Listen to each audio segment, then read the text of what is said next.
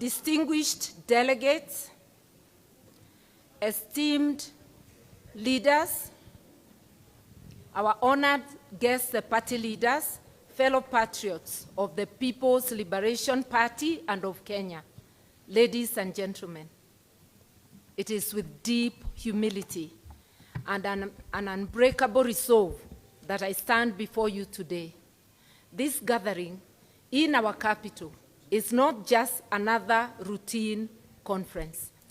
It is a declaration, a promise, and a turning point in our nation's journey towards justice, unity, and dignity.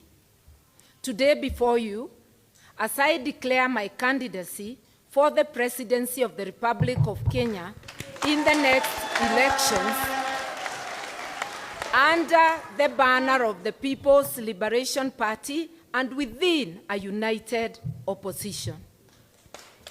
We make this declaration not out of mere ambition for office, but out of devotion to service. Our beloved Kenya has endured betrayal of trust, of our institutions, and betrayal of the people's hope. The incumbent regime has chosen corruption over integrity.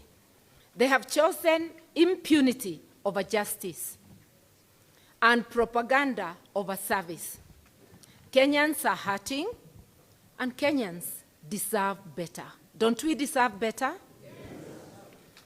But my friends, let me say this clearly. We shall not walk this road alone.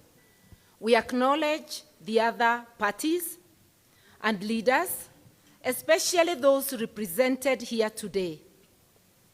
Kalonzo Musyoka of the Wiper Patriotic Front, Rigathi, the Democracy for Citizens Party, DCP, Eugene Wamalwa, the Democratic Action Party, DAPK, Justin Muturi, Democratic Party of Kenya. We also acknowledge the Jubilee Party, which is not here because they have a similar event, and we acknowledge many other parties in this country.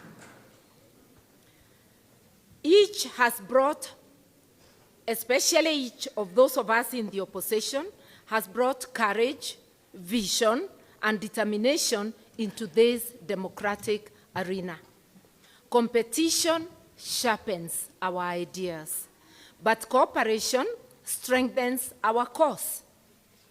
To dismantle the machinery of oppression and restore the promise of our Constitution, we must forge a broad, united front. Unity is not a choice. It is our duty to the people of Kenya. And that's why you see my brothers coming here today to proclaim that unity is our duty to the people of Kenya. The core of the PLP mission is the restoration of the rule of law and eradication of corruption. Corruption is the enemy of progress, the saboteur of dreams, and the thief of opportunity. In my presidency, the corrupt will face justice. No matter their rank, tribe, or political connection, impunity will end. Our courts, our police, and our public offices will once again serve the people and not the powerful.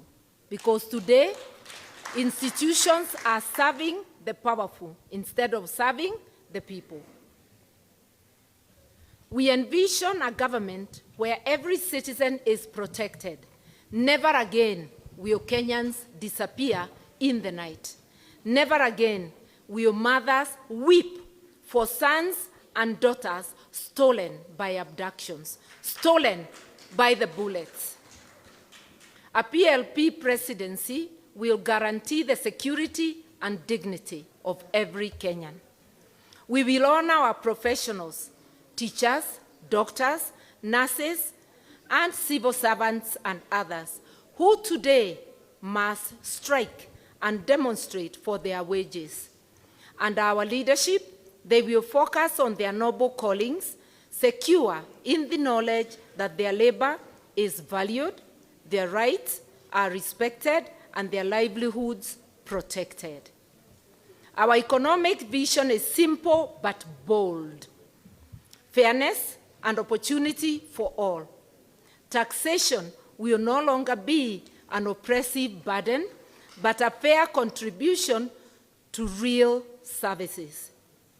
We will unleash the potential of our small and medium enterprises, who are 7.4 million. These are enterprises that sustain families, create jobs, reinvest in Kenya, and cumulatively, they are the single largest investor in our country. Never again will the SMEs face discrimination. The regime today gives tax holidays of up to 20 years to investors, foreign investors who bring 3 billion. Can you imagine our 7.4 million SMEs, how many billions they invest in this country? This is our core. These are people deserving of support and partnership with the government so that we are able to consume what they produce and not to export jobs abroad when we are buying things made in other countries instead of buying what is made in our republic.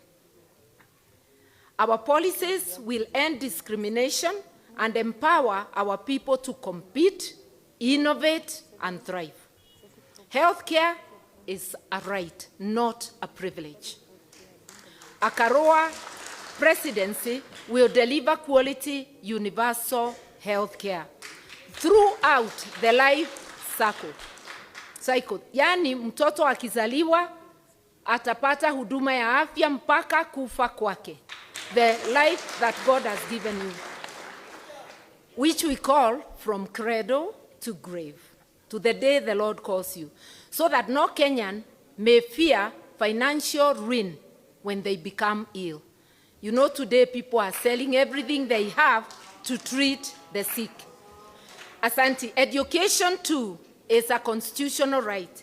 We will ensure access to quality education from early childhood through to university. Eliminating corruption and waste so that every shilling meant for education reaches the classroom, not the pockets of entrepreneurs. Agriculture, the heartbeat of our rural communities, will be revived by providing farmers, especially small-scale farmers, with credit, markets, and technology. We will transform subsistence into abundance. Food security is not just about survival. It is about dignity, prosperity, and sovereignty. They say, whoever feeds you will dictate your life. We must be food secure. Delegates, today is not just about PLP. It's about Kenya. It's about the mothers who want their children to dream again, the youth who want to work with dignity, and millions of citizens who want a government that serves, not exploits. What we are having today is an extractive regime worse than the colonial regime. The road ahead will not be easy, but let this conference be remembered as the clarion call. PLP is ready. Martha Karua is ready. Kenya is ready. And together, with humility in our hearts and unity as our shield, we will not only contest an election, we will reclaim our republic. We will take our country back. And especially because we know we cannot do it together. my SG was here saying in Kiswahili, kidole moja haiwezi kuua nini? Chawa. That is why we must march on together as a united opposition. We have promised ourselves with my brothers here that each one of us will grow their candidature as a presidential candidate, but at the end of the day, we will subordinate our ambitions to the interest of Kenyans. We will sit down and produce one candidate. Na tukija kwenu mashinani, for all the 6 seats, we will find a formula, a fair formula, sio ya kurukia, to find a single candidate for all the 6 seats. We are one people, one purpose, one term.